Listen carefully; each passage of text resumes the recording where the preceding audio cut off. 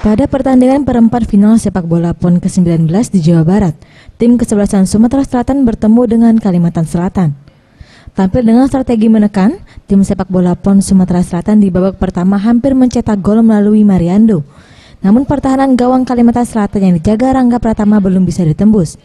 Di menit 33 babak pertama, justru serangan cepat Paulo Sitanggang nyaris berbuah manis meski dengan apik Teja Paku Alam mampu membendung tembakan lurus ke arah gawangnya. Kerja keras dan kesabaran dari Manda Cingi akhirnya berbuah manis.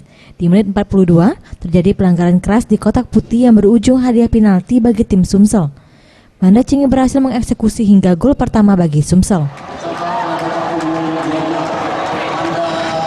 Di masa menjelang tambahan waktu tepat di menit 45, Mariando mampu melewati pemain belakang Kalsel hingga berbuah gol tambahan buat Sumsel menjadi 2-0. Skor ini bertahan hingga babak pertama berakhir.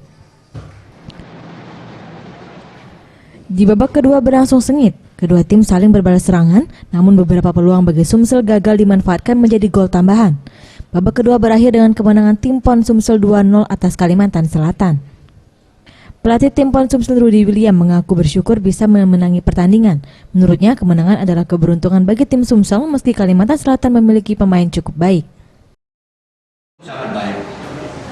Kebetulan fisiknya anak-anak lebih baik. Karena padatnya pertandingan yang saya takutkan ada cedera sampai lewat.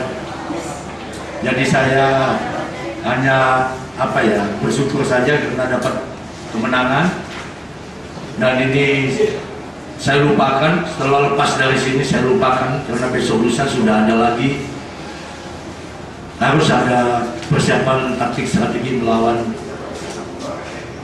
lawan yang akan datang ya.